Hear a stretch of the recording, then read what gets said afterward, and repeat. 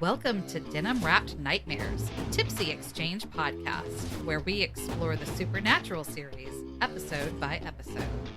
Over drinks, we'll discuss the lore, the gore, and what we adore about the Winchesters and their adventures. I'm Burley, and I'm a new fan of the series. I'm LA, and I'm here along for the ride. Now let's get tipsy. Hello, LA. Hey, Burley. Last episode was titled Pac-Man Fever. Concerned about the physical toll of the second trial, Dean benches Sam from hunting until he heals up. So, when geek-tastic hacker Charlie, guest star Felicia Day, stumbles upon a case and finds the boys, Dean decides it's time to teach Charlie how to be a hunter. While happy to see Her Highness, that was cute that they kept referring to her as that. Yeah. And it was cute when she was like, "Are y'all going to be at the Jamboree?" And they were like, "Yeah, we'll be there. Wouldn't miss it." I was like, "Oh, that's cute." They still play Moon Door on occasion. That's adorable. But anyway, after all that, the boys suspect that Charlie is hiding something. She's acting off. And they suspect it's a secret that could get her killed. It wasn't her secret. It was the Jen. Really. Yeah. Like, let's not blame her secret. I mean, sure, the Jen used that as a weapon against her, but damn. Come on. Anyway, that was last week's episode. Or not last week. Last episode. This week's episode is titled The Great Escapist. It's the 21st episode of season 8, and it aired on May 1st, 2013. It starts with Kevin on the boat. He's woken up by a horn at first, and then somebody's banging on the door, and he very timidly starts to walk toward the door. I have a question about this too. So He looks like shit, by the way. he does, yes, yes. And I think it's Dean or one of them yells, "It's us! Like, let us in!" And so he opens the door and he sprays Dean with holy water and then Sam, and he's like, "What's the point of a secret knock if you're not going to use it?" But how did they get past the holy water? I'm guessing they replaced it with regular water. Because, like, that wasn't even really the boat, was it? Because the boat, I whenever thought it was. Well, when we saw the boat at the end of the last episode, the windows had been shattered and everything. They repaired the windows and redid all the. Where would he be? I thought it was like a magical. Because whenever the guys came walking out, they were like in a theater. So I thought it was some sort of magical pocket dimension where they just recreated everything for Kevin. Oh, I must missed that. Maybe I got real imaginative about Yeah, everything. But when I we just thought he was on the boat. when we last saw the boat, though, it was completely trashed. Remember? And they had Yeah. taken everything. They took all the notes and they took everything, and the windows were all smashed out. So I thought this was like a creation of Crowley's somehow. Oh, okay. Sure. I just didn't get that. Okay. For some reason, in my mind, it would have been a lot less work to invent magic that would recreate this in a pocket dimension weird thing on the stage of an abandoned theater. Mhm. That would be less work than going and like repairing the boat and moving everything back in. Okay. That's I where see. that's where my head is at. Okay. Okay. Well, I guess that would explain the holy water then, because I was like, well, they end up being demons. How did they not burn up when he sprayed them? So, okay. Yeah, I think Whatever. I think they switched it out. And Crowley said something at some point in the episode about how he can't erase Kevin's short-term memory again, that's too risky a move. Oh, yeah. Yeah. So like they snatched him and he called Naomi and was like, "Hey girl, can you come help us real quick?" I'm just kidding, that didn't happen cuz she wants them to close the gates of hell. Mm. He borrowed her manual and used that to erase Kevin's memory and then borrowed the Jen's manual to create a nightmare land for Kevin to live in. Okay. And Okay. that's how it happened. All right, then. I'm already screwing this up. Jesus. Okay, well, I guess that explains my question. Anyway, he lets them in and they give him the other half of the demon tablet. And he immediately sits down and starts translating, and they're like kind of pushing, "Oh, don't you need to go get the other half that you hid?" And he's like, "Oh, no, no, no, no need, no need." Mhm. And so I he have just all my notes. I don't need it. yeah, yeah. So he gets to work. They walk off the boat and they walk through this like bubble water portal thing, and they turn into two different people who look a lot younger than the guys, by the way. Anyway, they walk into this rundown theater, and Crowley's sitting there with a bunch of TVs, just watching everything that's going on with Kevin. I like, Oh, and he gets onto them because I think like the fake Sam was being too much like Dean, and he wanted them to be more authentic. And I forget what he said. It was whatever, however he phrased it was funny, but I can't remember what it was. I liked after he walked away, he was like, I was born to direct. Like he was Yeah. really into this. Oh yeah. I liked it later on when he was saying like if he wasn't orchestrating everything, he could have been Dean. Yeah. And the guy's like, "Oh, you would have been a great You would have been Dean." so good. You would have been so good. So that's the beginning. And then we're back at our bunker, the Men of Letters bunker. Sam is still not doing well. Oh yeah, he looked like shit too. Yeah, yeah. Dean had fixed him their dad's famous kitchen sink stew and was brought over on a little tray, taking care of his little sick brother. I liked that if he asked him, do you want me to do the airplane with the spoon too? Yeah. Like to feed him. Yeah. I liked it when he was like, how long has it been since you've eaten? And Sam, he kind of went a little bit diva. He was like, Yeah, yeah. I was like, that's me. That's me. And that's my manager. Whenever I start getting snippy and I'm like, and then this deadline, when did you eat? I haven't yet today. And it's like, oh, okay. Like, Hangry is a real thing. yeah, it is. But yeah, he said it'd been days. And I was like, damn. Yeah. They're both getting irritated with each other. Like Dean's being too mothering. Sam wants him to back off. Sam is clearly not doing well and not accepting it very well. Right. But he does make mention that it's not that he's sick. It's that it's these trials, they're changing something in him.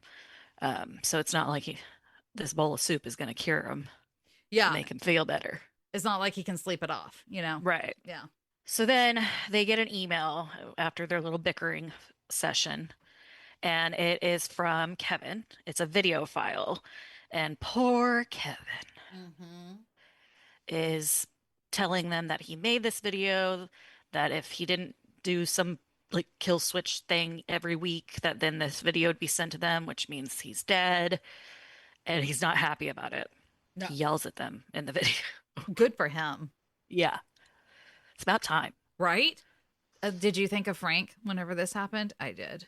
Oh no, I didn't. Remember, that's how we found out officially Frank was dead. Was Yeah. his thing did the same thing. Ugh. Oh. Well, Dean's pissed. He walks off and like throws something and is all mad and Did you hear what he said? uh-uh. He said we should have brought him here. Oh, well, I was getting to that. Okay. Cause yeah, I was like, are you fucking kidding me? Right. The scream I scrummed at my television whenever that happened. Yeah, so they sat down, or Sam sits down and starts going through all the stuff that they took from the boat, like you mentioned. Yeah, the files Because that. Well, no, they didn't take it. Kevin emailed it all to them. The demons have everything. Oh, that's right. The physical copies. But Kevin was like, I scanned everything and sent it to you. Yeah. He So was Sam's- really busy while Crowley was messing with his brain. Yeah.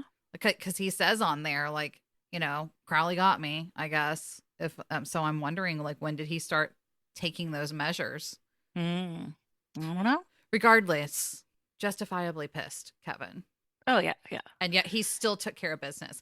Did you? It hurt my heart whenever he was like, "I know it was my job, and I'm sorry. I just couldn't." I was like, about to say "Aw." that too. Yeah, Oh, I'm sorry. it's okay. No, but yeah, like I thought that was really sad that he apologized to them that he didn't finish what he was supposed to do, and it's like, I think you've given enough, buddy. Yeah. You know. But yeah, when Sam's going through all that, that's yeah, like you said, Dean says we should have brought him here. I was like, now Yeah. that he's gone, we realize Now the this? thought crosses your mind. Oh, Yeah.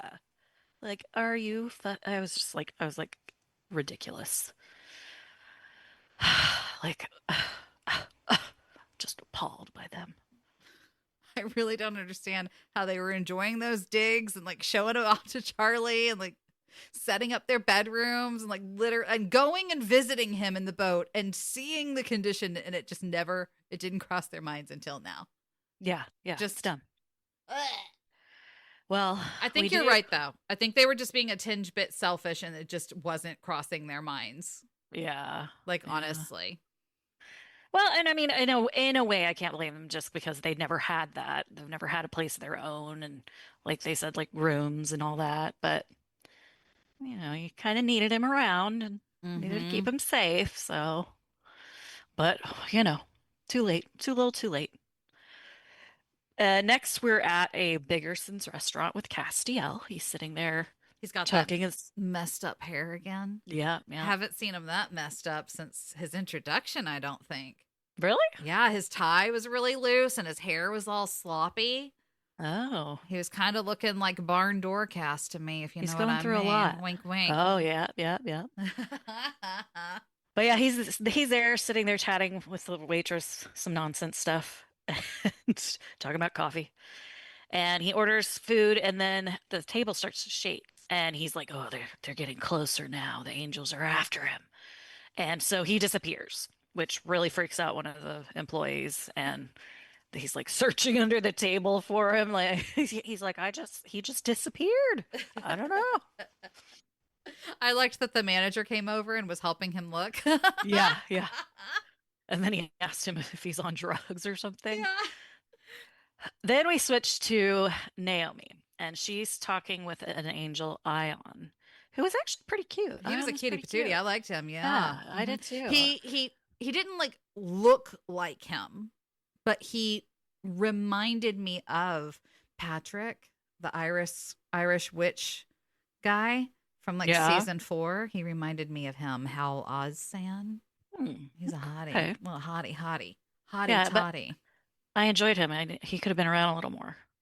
Agreed. And when we get to that, I have questions. Okay. So yeah, so Naomi is sending Ion out. He tells her about Castiel's trick of he's basically going from Biggersons to Biggersons all over the country, escaping them so they can't figure out where he's going to go next to which one. And so that's why they were getting close. So then he disappeared and went to another one. Which actually makes sense when he was saying it's their sameness. Like, imagine Hmm. you're this entity that is immortal, as old as time. You've seen the world grow. In a blink of an eye, you can be in Rome, and in another blink, you can be in Australia. Like, just whatever. So, just think how massive, how grand scale that is. And whenever you look at it through that lens, like, yeah, it would be fucking hard to tell the Biggersons in Colorado from the Biggersons in Maine, you Right. know? So I liked Hmm. that. I thought that was cute and clever. And I Me too. loved the montage where it showed him like Yeah. just the background changing and it telling us which city he's in. I thought that was Hmm. really cool too. Yeah. So he's tricky. He's got tricks up his sleeve, that Castiel. You know what else he did? What? I think he watched The Fifth Element while he was on that bus. Why? And then he was like, "Oh my God, that's a really good idea. The stones are in me." Oh, yeah. There you go. Mm-hmm. Okay. Mm-hmm. Mm-hmm. Yeah, okay, okay. Well, Naomi's pissed, and she says, "Well, if you can't catch him, you're gonna have to stop him." Right. So she sends Ion, and then some other guy that ends up going with him that I don't think I ever got his name. He's never really acknowledged. He's just there to help Ion. But yeah, so they go to that first Biggersons that we saw Castiel at, and they kill everybody. Mm-hmm. And the poor waitress, they have burned her eyes out so badly that they're just like black char and they're still smoking. Yeah.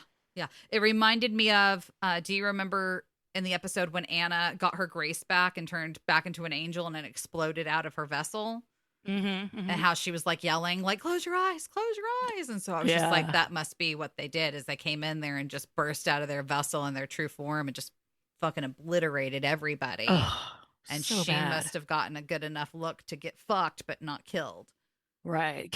Well, I think they left her like that because she was just repeating, "You have She to was the stop. messenger. Yeah. The You have to messenger. stop." Mm-hmm. So terrible, poor woman. Right. And Castiel goes to, put her out of her misery, but then Ion and his buddy stop him.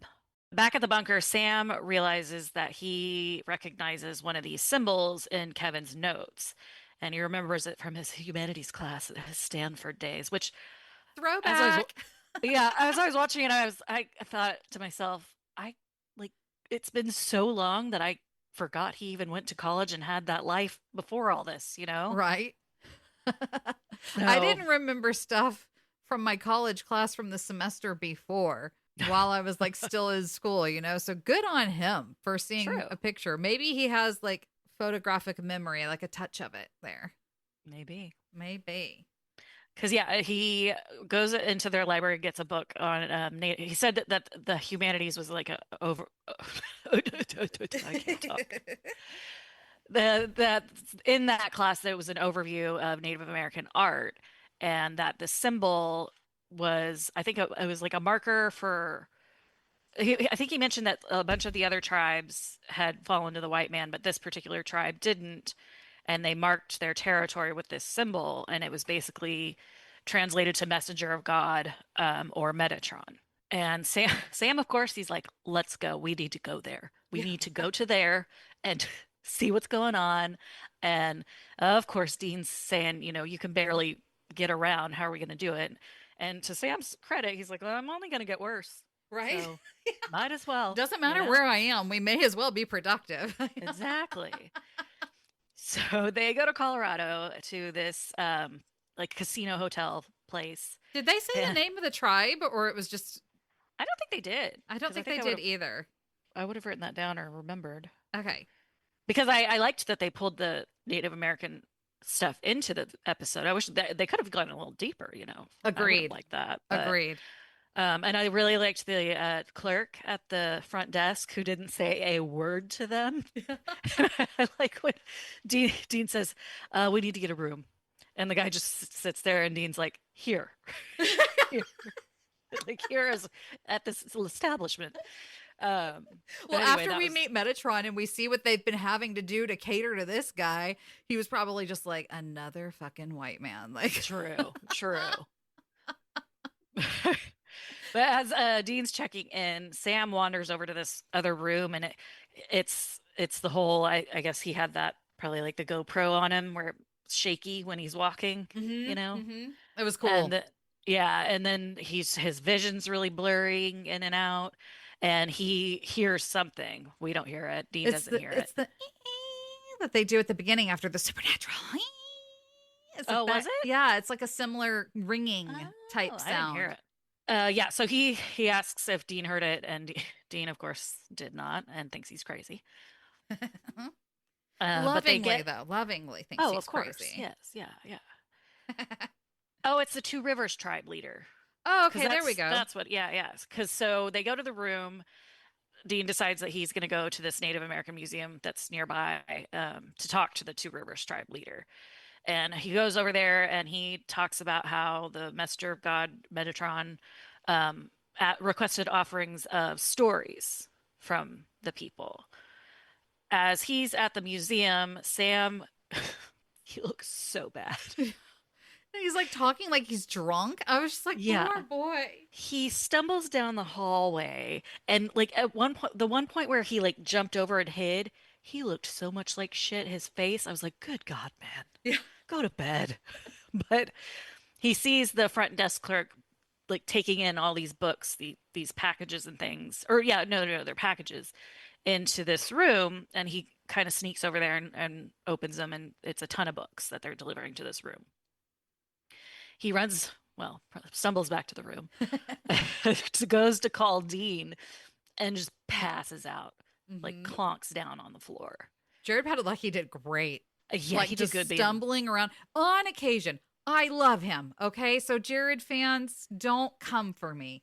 I love him. I over exaggerate everything. Ask LA. If I'm telling her a story and it involves me making a phone call, if I don't have my phone handy to be my prop to demonstrate to her that I'm on said phone call, I'm using the palm of my hand like I'm dialing and holding it up. Like I am the queen of overacting. But on occasion, he can be a little bigger than I think is ultimately necessary for some scenes. I guess I could see that. Yeah. However, with this scene in particular, it really put you in that space where he's at, that he's like kind of out of control and desperately trying to achieve something and just wobbling around and like, and with the camera, what they did with the camera as well. it called for it Yeah. in this particular scene to really tell the story. So he fully committed, man. Like I wouldn't be Hmm. surprised. We've seen him face plant more than once. I wouldn't be surprised if he really just like plunk, like Yeah. face planted the way he did. I Hmm. mean, the eyes rolling back. I mean, all of it. It was Yeah. great. He was out. Mm-hmm. Then we're back at Bickerson's, and Naomi, whew, she's not happy. And she has She, not seen the Fifth Element. she has not. She did not Mm-mm. figure it out. Nope. But she snaps the poor lady's neck that her eyes are burned out. She's like swings a chair over, sits with Castiel. They've obviously been torturing him just a tad, you know. He's Right. he's beaten a little. She's trying to get him to tell her where this damn tablet is, the angel tablet. However, Crowley shows up and he shoots Ion's buddy. Yeah, we never got his name. Yeah, okay. He's out of there now. He wasn't real important, I guess. And he explains that his I love that he says my R&D department melted down the angel blade and made bullets. Yeah. Which I was like, okay, good idea, I guess, in theory, but I think the blade is more useful, you know? I don't know. Yeah, I guess you have to get in close proximity and risk getting smited. And Right, and then the like, bullet's can you faster, use the bullet maybe? again? You pull it out and then make Yeah, another one? you're gonna have to go get more angel. Maybe he just needed it for this one mission. He just wanted to be dramatic. Yeah, I think that's probably the safest bet. Yeah, Now, yeah. speaking of dramatic, Naomi, oh my God. She's Oh, I like, know. you came off the line with a cracked chassis and like you can't even die right. I was like, I damn. know. She's just like, you're just wrong, Castiel. There's something wrong with you. Right? I was like, holy shit. Yeah, she's not messing around. Yeah. What happened to But this lady from last week that was all like, uh, you can I trust me. told you. I can be Yeah. helpful. Yeah. Ugh. Let me help you. And now this week it's like you don't die, right? Like I was like, damn. Yes. God, Naomi, change your prescription, girl. Right? She ends up taking off to get away from Crowley, but Crowley I liked her stays. lighting up though. I liked that she Yeah. lit up like she was going to do She, something, but she said, I'm out of here, Crowley. Mhm. She's like, I'm already dealing with Castiel. I don't want to deal with you right now, too. I'm Yeah. out. She didn't want to take a bullet. Castiel does, though. And then we realize that Mr. Cutie Ion has actually been working as a double agent for Mm-hmm. the Angels and Crowley. So, sorry, Naomi. Then we go back to the hotel, and Dean had found Sam on the floor, and I think he said his temperature was 107, and I was thinking, how'd you get that temperature if he was passed out? Very carefully. I guess so. Up the butt.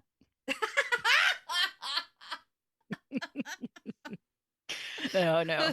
But he has thrown him into an ice bath. He's like, you know what? It's time we start doing this.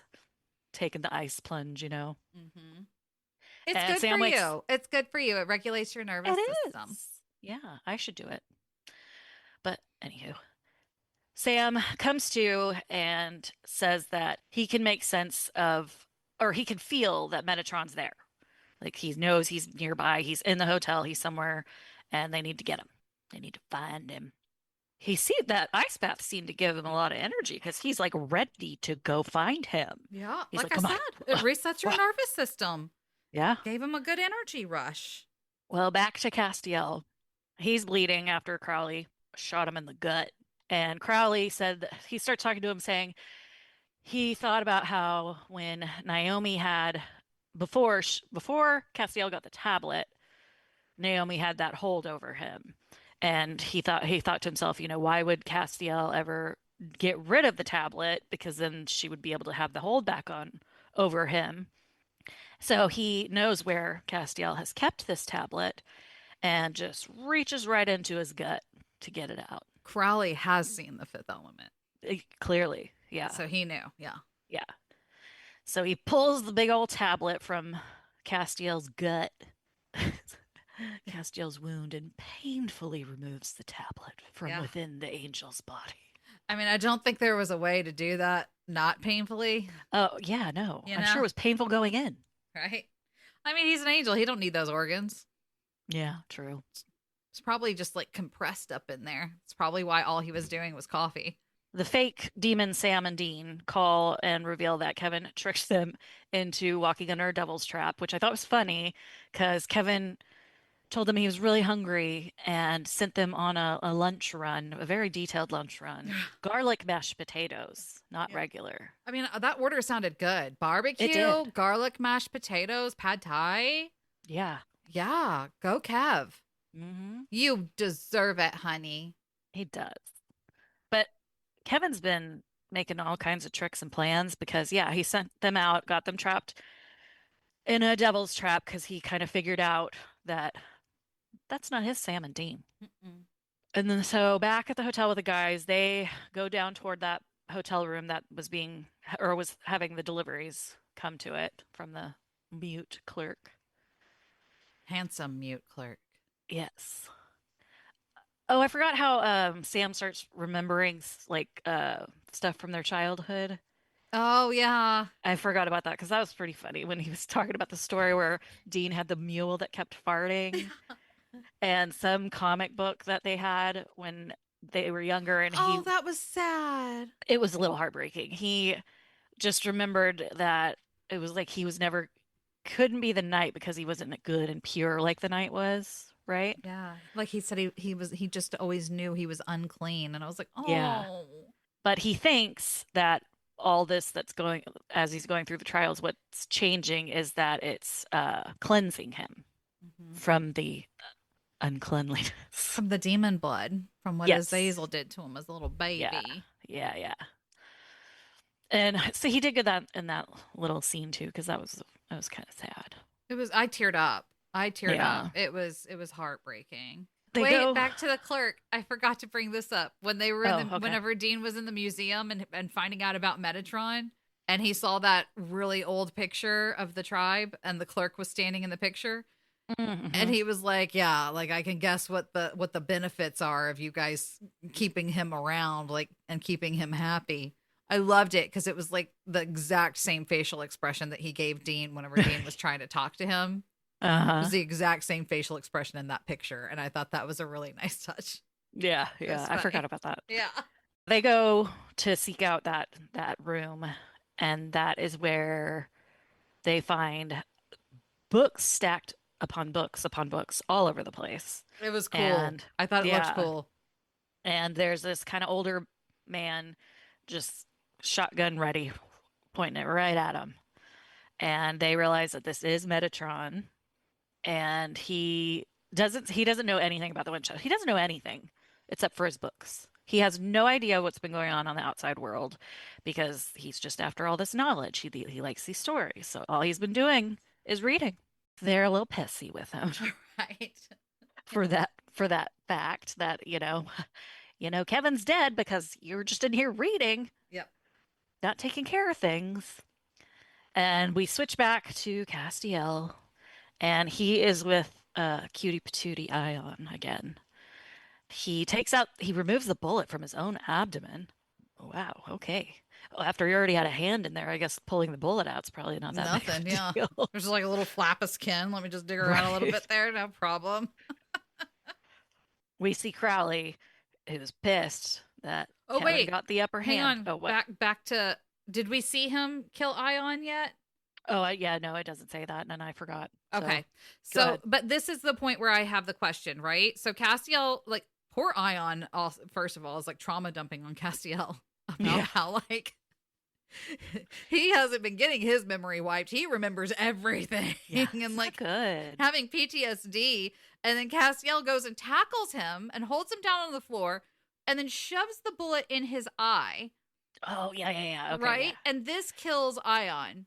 And the bullet that Crowley shot earlier into he who was not named, that killed him.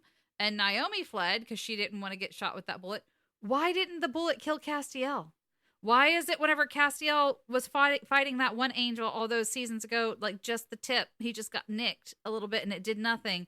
And like, but he can, Is it like, he got shot and it did nothing. is it because he had the tablet in him? Oh, maybe. I didn't think about Maybe. that. Because I yeah, was going otherwise it to doesn't make any complain. sense. I was going to complain about like I need some more consistency with the magical weapons here. Does it kill somebody if it pierces into you? Period. End of story. And if so, why has Castiel survived it twice now? But He okay. can't die right, okay? Oh, that's right. I forgot. This has already been established. Okay, you're right. I'm sorry. That is correct. Okay. I'm good. We can move on. He can't even do that right, okay? But yeah, no, good point. That's the only thing I can think is maybe because of the tablet, but who knows? Crowley kicks in the door of where Kevin's at, and Kevin's cleaned up. Yeah, he all of a sudden looks fantastic. I like his attitude. He doesn't have the bags under his eyes anymore. Like he he's looks not giving great. any fucks Uh-uh. anymore. He's like, I've got this shit. He looks great. Yeah. I was like, oh, okay. And he's not scared of Crowley at all. Mm-mm. Not one Mm-mm. bit. In fact, he's kind of like smirking Yeah. when he comes in. I got a kick And out of it. I got a kick me out too. of it. Yeah. I was like, it's about time. Good for Kevin. Yeah. He's just doing his thing, and I like it. And he tells Crowley that he figured it out that the fake demons weren't the Winchesters pretty much from the get-go when they didn't do the secret knock. That whole exchange between those two, I was excited for Kevin finally getting cleaned up, And getting Crowley's face when he confidence was like, back. "So you knew because my demons were too nice Yeah, they were too polite. because they went and got you all that food." Yeah, well, It was but yeah, fun. that I loved that scene.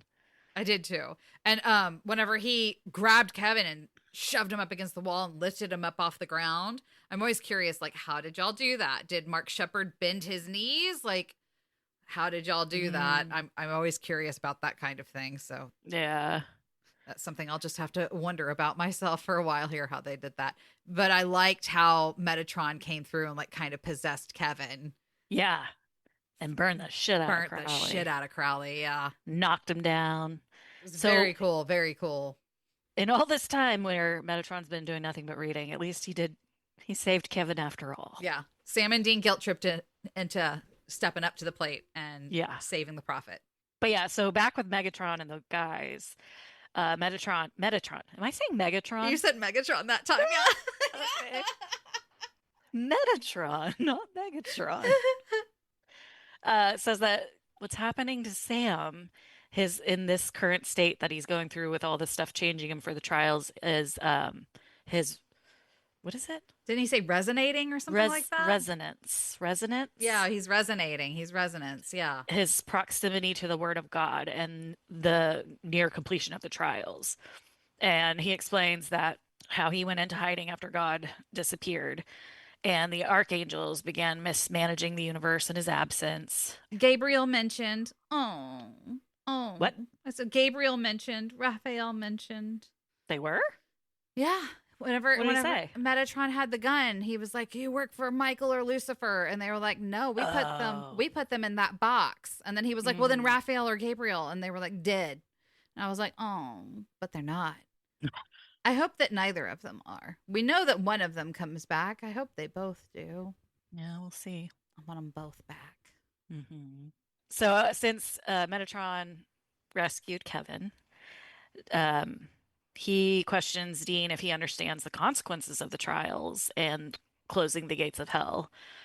But yeah, so they have this whole conversation while Kevin's still out about all these consequences that are happening because of what they're doing. So Kevin, luckily, missed out on that. But he does wake up and he tells them that he was able to recover half of Crowley's demon tablet that he took. Yeah, the other half. Yeah, he got it. And then that's when Metatron says, so he's like, we can get ready for the third trial. And Metatron just goes ahead and lets them know that the third trial is the curing of a demon. Which that doesn't get explained. And they didn't finish the conversation about the consequences either, right? Because Kevin came to and they just changed the subject. We'll come back to those consequences later, I guess. They're like, the child's awake. Let's table this for now. We'll talk about this later. They're not really sure how they're gonna do this next trial, but they take off. Sam and Dean are in the car driving, and all of a sudden screeching to a halt because bloodied Castiel's in the middle of the road. asking for help. Yeah, he's like, a little help, please. Can you give Yeah. me a hand? And then it ends. It was a lot. This was Ben It Edlund's was. last episode. He was like, Oh, yeah. let's go all out. Right? Hmm. So yeah, like you said, this was written by Ben Edlund, directed by Robert Duncan McNeil, who directed only one other episode on Supernatural, which was Skin. Season 1, do you remember that? The first shapeshifter scene where Oh, Dean took yes, off his yes, yes, shirt and yes. was like, Mm-hmm. two very different episodes tonally. Right? This director came and did like the ultimate horror with like body horror and everything, and then came and was like, let's do something more lighthearted this time. You'd think they'd want to bring him back for something kind of similar, but Right? nope, nope, nope. Well, I mean, as we've been told by multiple directors who we've spoken to, like they don't really get to pick. They it's True, kind of luck of yeah. the draw there. So, but that's interesting that it's those two. I don't Mm. think there was really any gore. I guess the woman's eyes. Biggersons, yeah. The Mhm. the massacre at Biggersons. I guess we could count a massacre as gore. I guess that makes sense. I guess it qualifies. And I mean, just the idea of that bullet getting shoved in there, and Cassiel's stomach.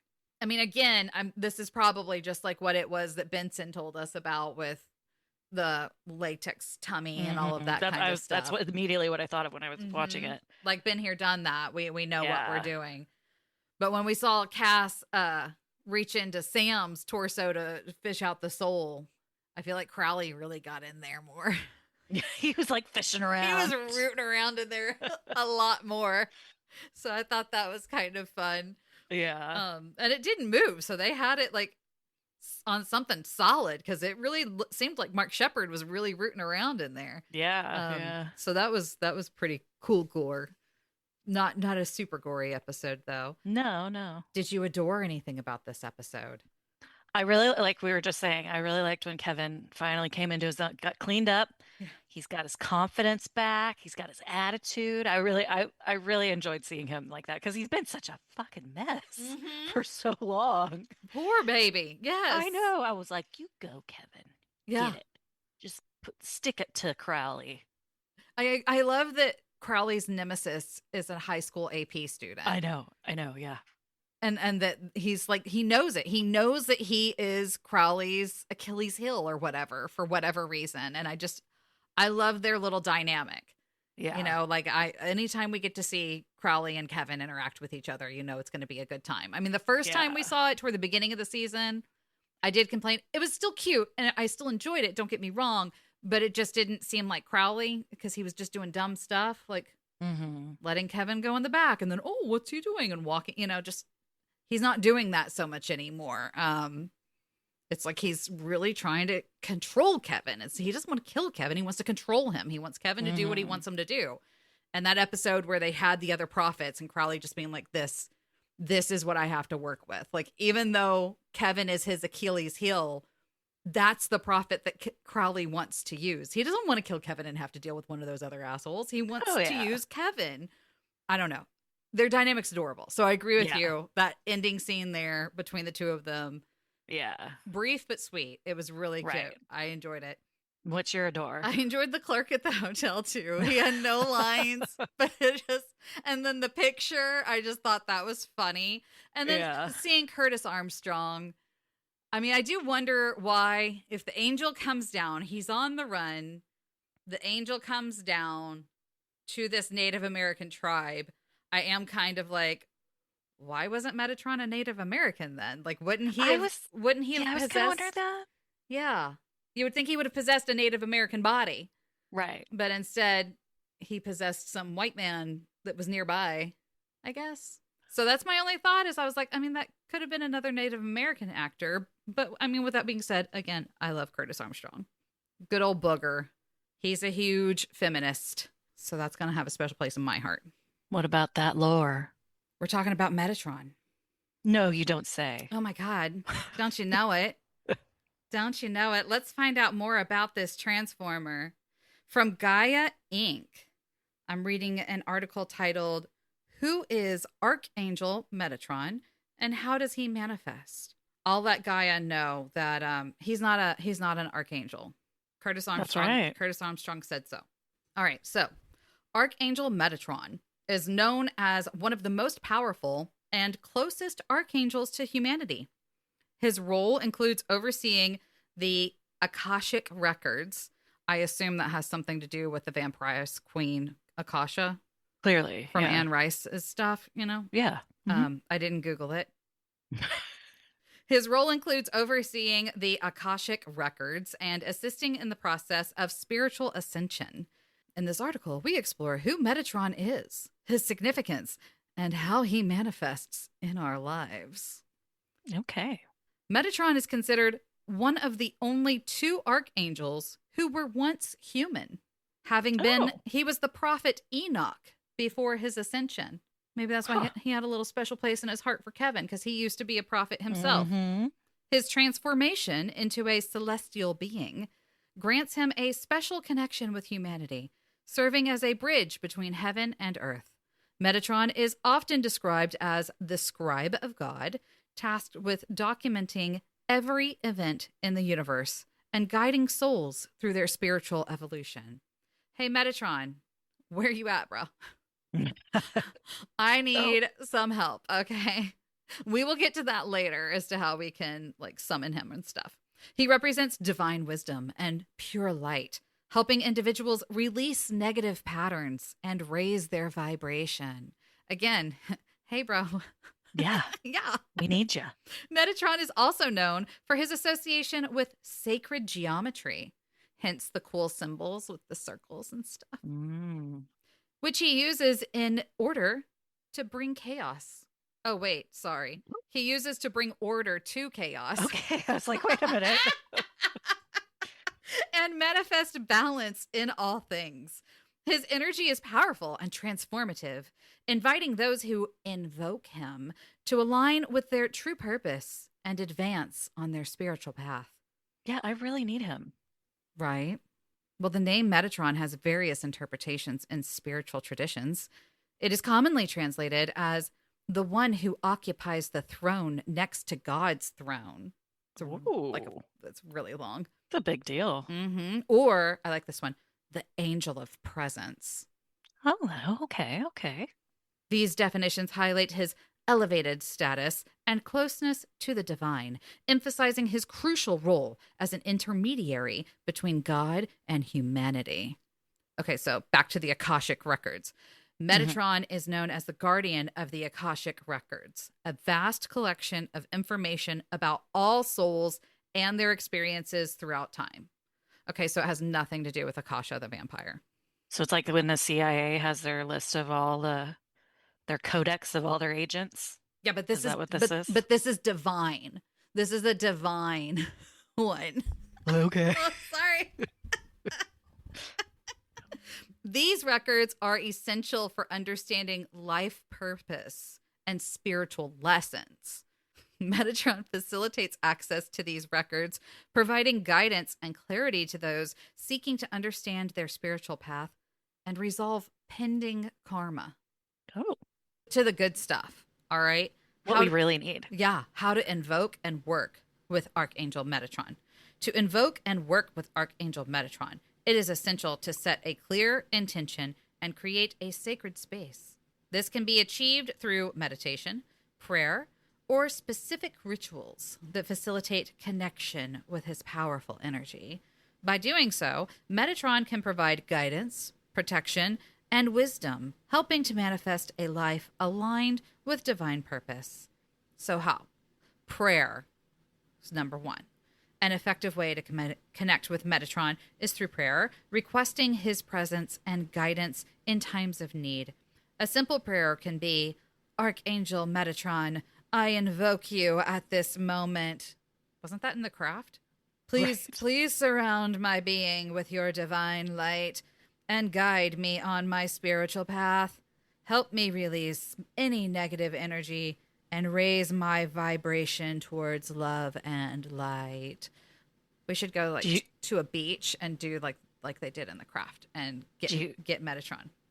Do you let me just try to interrupt you. You don't want me to invoke Metatron. You're gonna No, I was gonna say, do you think you just invoked him by reading that? I don't feel my vibrations rising, so I don't think I did.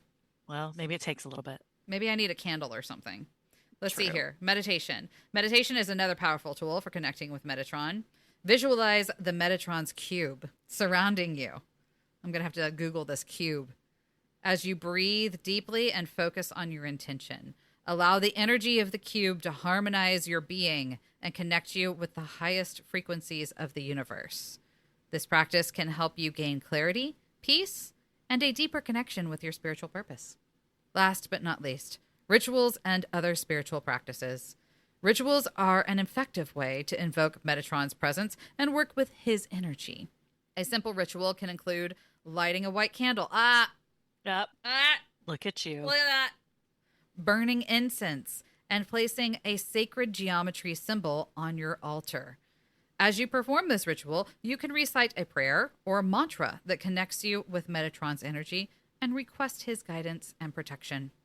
Another spiritual practice is creating a mandala, or is it mandala? Mandala, right?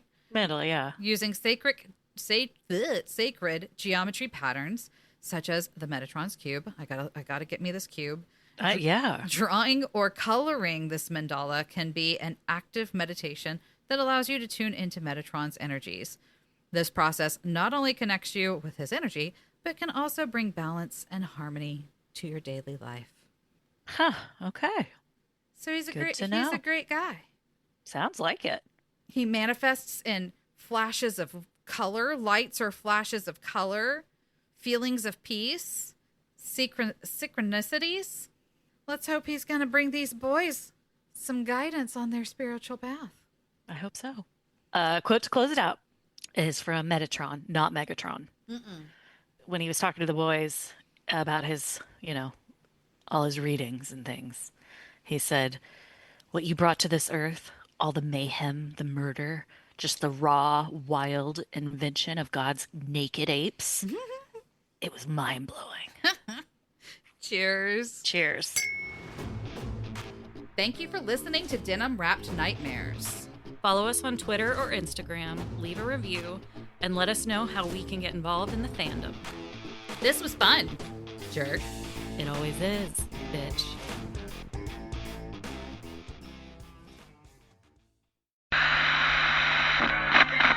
Because I started watching in 2005, and my parents raised me on Led Zeppelin and Styx and Toto and a lot of these classic rock bands. And so when I started hearing this in the show on WB, it's like, wow, this is great. No one's doing this. This is right up my alley. As regards Supernatural, I was on the show for about 8 years. I was an executive producer and a writer and a director here and there. And I actually have written music for that show, which is cool. I even have a vocal on Ghostfacers. I just think Supernatural is a really great example of how you can combine cinematography and music to just make something even better than it already was, even if it already seems really great by itself. On September 13th, 2005, the WB television network aired a pilot for a new show, starring a couple of young guys in a classic car, hunting monsters and jamming to classic rock. Listen, we all know where this is going. Both Denim Wrapped Nightmares and In Defense of Fandom podcasts only exist because Supernatural aired 20 years ago and successfully created a cult hit phenomenon that's still going strong today. We wanted to honor the show's anniversary and ongoing legacy. And what better way to do that as an audio medium than to look at the music of Supernatural? One day I was just sitting in my office and I was browsing the internet and I saw this website for this TV show Supernatural, and you could change the radio stations. It was like a Flash website when Flash was still around, and you could change the radio station on the dial of the car. And I remember listening to the soundtrack going like, damn, that's what I've been missing. It's like, this is the stuff that I've been longing for. And the song itself, it's weird because maybe it didn't start out that way, but I think the song represents my relationship with the person I wrote it for, kind of similarly to the way Misha Collins probably feels about the character of Dean Winchester. The first thing I was like, okay, what do they listen to? Is like, all right, Dean's a classic rock guy, and then we started to just go down that road of like, what what music would be jingling around in their heads, you know what I mean, as characters. For me, that's what'll stay with me for years to come. After I've forgotten all of the episodes in order, I will still remember that this cast and crew are just steeped in creative acts of service.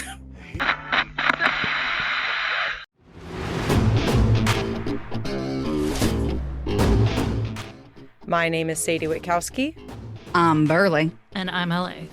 We'll be your hosts and DJs as we explore the musical world of Supernatural, both within the confines of the show and how it spread so much further than that. Get your Walkman turned EMF detector ready. First episode drops in November.